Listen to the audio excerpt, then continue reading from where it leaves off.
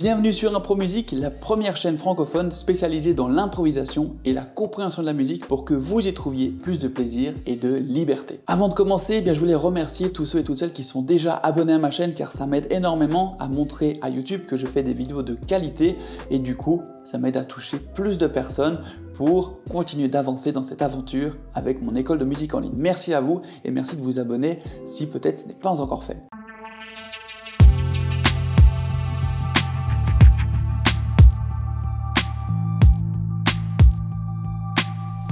Commençons par lui trouver une définition.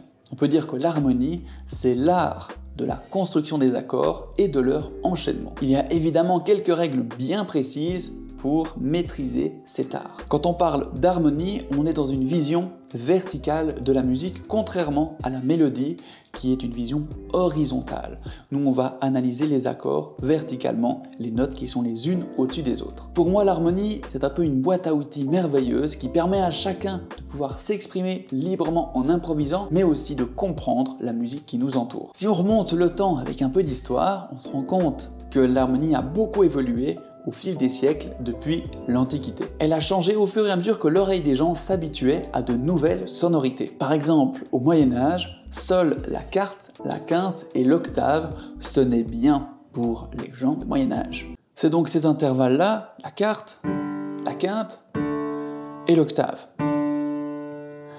Ça nous donnait plutôt cette ambiance-là.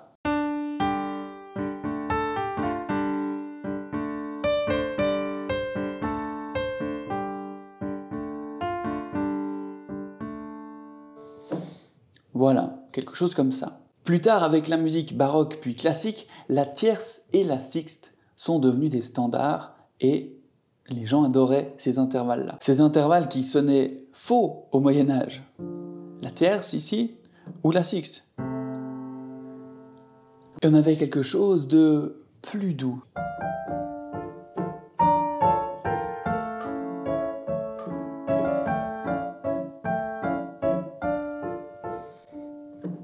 Avec la musique contemporaine au XXe siècle et des compositeurs comme Messiaen, Schoenberg et Debussy, le système tonal est complètement remis en question car il ne peut plus qualifier ce qu'il propose musicalement. Ils inventent de nouveaux systèmes comme la musique sérielle, la musique aléatoire ou la musique concrète. On peut alors se demander si aujourd'hui l'harmonie est encore présente. Ce qui est étonnant, c'est que la musique dite classique et qui a évolué avec la musique contemporaine n'utilise plus le système tonal.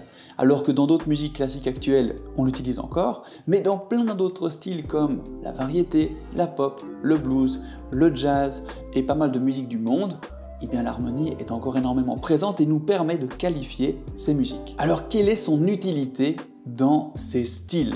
Dès que vous jouez une suite d'accords, qu'importe le style dans lequel vous êtes, vous faites de l'harmonie sans même le savoir. En la connaissant mieux, vous allez pouvoir enchaîner plus fluidement ces suites d'accords, mais aussi transposer dans différentes tonalités, moduler, composer ou même improviser. Concrètement, on va parler d'harmonie dès qu'on va jouer plusieurs accords qui s'enchaînent d'au moins 3 sons ou 3 voix. On va devoir alors conduire ces voix selon quelques règles bien précises, notamment celle que j'appelle la règle du moindre effort qui consiste à bouger le moins possible les doigts et chercher un maximum de notes communes entre 2 accords. Si tu veux prendre plus de plaisir au piano et entrer dans le monde de l'improvisation tout en comprenant ce que tu joues, rejoins notre groupe Facebook Plaisir, Liberté et Spontanéité au piano. Le lien se trouve dans la description sous la vidéo et il te suffit de répondre à 3 questions pour y entrer. C'est un endroit d'échange super motivant, riche et bienveillant. Dans un accord, on va parler de 4 voix qui font référence au registre d'un chœur vocal avec la basse,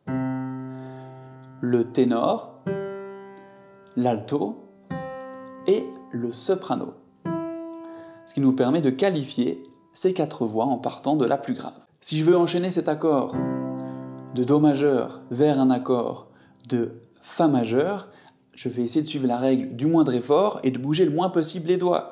Pour ça, je dois avoir conscience des notes qui composent l'accord de Fa majeur, c'est-à-dire Fa, La, Do. Ici, je regarde quelles sont les notes que j'ai déjà en commun. Alors la basse, je vais devoir la changer de note pour aller sur le Fa.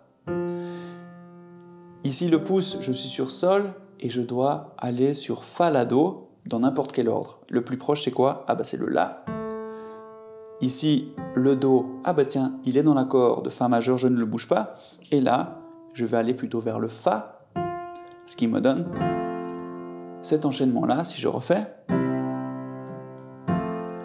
C'est très fluide, chaque voix est conduite d'un accord vers l'autre. On trouve différentes manières d'écrire des accords et pour moi c'est hyper important d'être à l'aise avec toutes ces manières pour qu'on puisse être réactif en toute situation. On trouve l'écriture en français pour l'accord de Do majeur, c'est-à-dire Do, ensuite écrit Maj, M-A-J. On trouve l'écriture anglo-saxonne, C, comme ceci. On trouve une écriture simplifiée où des fois en français on marque Do avec un D majuscule si c'est majeur et Do avec un D minuscule si c'est mineur. Et enfin il y a l'écriture en degrés qui va être super intéressante quand on parle d'harmonie et d'improvisation. Cette écriture en degrés s'écrit en chiffres romains et s'appuie sur la notion de tonalité. On va compter de 1 à 7 en montant sur les notes de la gamme ou de la tonalité. Si on prend comme exemple Do majeur, la première note de la tonalité ou de la gamme, c'est le premier degré, qui va me permettre de construire l'accord de premier degré qu'on appelle accord de tonique. Et je peux comme ça construire les accords à partir du deuxième degré Ré, du troisième degré Mi, du quatrième degré Fa, le quatrième degré qu'on appelle la sous-dominante, le cinquième degré qu'on appelle la dominante, vous voyez là c'est le Sol, c'est la cinquième note en partant du Do, le sixième degré et le septième. Après on retombe sur le premier. L'avantage avec cette écriture-là, c'est qu'on peut identifier super facilement des schémas harmoniques ou des progressions d'accords. C'est la même chose. Par exemple, 1, 4, 1, 5, écrit en chiffres romains, ça va nous donner 1, l'accord de Do majeur, 4, l'accord de Fa majeur, 1, de nouveau Do majeur, et 5, Sol majeur. C'est vraiment les degrés qu'on a trouvés juste avant. Et ça, du coup, que je sais que c'est 1, 4, 1, 5, je vais pouvoir le jouer dans une autre tonalité. Si je veux le jouer en Sol majeur, je vais simplement changer ma gamme. Au lieu de commencer sur Do, je vais commencer sur Sol. Et là, je vais compter pour trouver les degrés. Le premier degré, Sol majeur, le quatrième, Do majeur, le premier, Sol majeur, et le cinquième, Sol majeur, ici, avec un Fa dièse qui fait partie de ma gamme. Ça me permet de pouvoir m'adapter très facilement si j'accompagne quelqu'un qui chante et que je veux faire une chanson.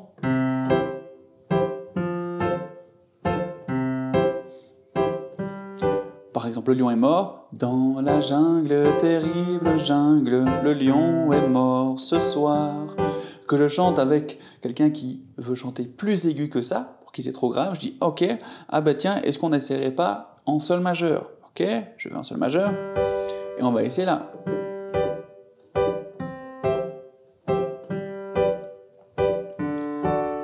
Dans la jungle, terrible jungle, le lion est mort ce soir. Voilà, j'ai pu transposer mon schéma parce que je connais cette notion de degré et je peux l'adapter directement dans ma nouvelle tonalité. Ce qui est génial avec cette notion de degré, c'est qu'au lieu d'apprendre des centaines d'accords différents pour chacune des tonalités, on apprend les règles importantes, on apprend les degrés, ce qui nous permet d'enchaîner différents accords et on va pouvoir construire et enchaîner n'importe quel accord dans n'importe quelle tonalité parce que ça suivra toujours les mêmes règles. Si ça, c'est pas incroyable, eh bien je sais pas ce qu'il vous faut. Pas mal, non? En conclusion, ne vous inquiétez pas.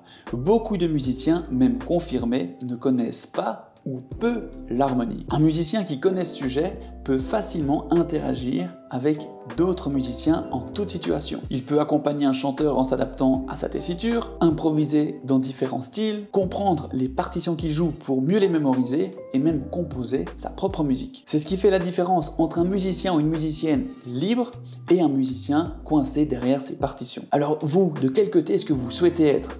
Dites-moi ça en commentaire. Dans mon école en ligne 2.0 Impro Musique, j'accompagne justement les musiciens sur ce chemin de la liberté, du plaisir et de la spontanéité. Pas besoin d'être virtuose, d'avoir l'oreille absolue ou de savoir lire parfaitement la musique pour y arriver. J'ai conçu une méthode accessible pédagogique et efficace. Avec des jeux ludiques et du concret, vous allez pouvoir comprendre, improviser et vous amuser dans différents styles comme la musique classique, la variété, le pop, le blues, la musique de film, le jazz, la bossa nova et j'en passe. Vous trouverez plus d'informations en description avec notamment un e-book 100% gratuit sur les bases harmoniques que j'ai préparé exprès pour vous. Je vous dis à très bientôt pour la prochaine vidéo, le prochain Vulzik. C'était Norton, prenez soin de vous, ciao!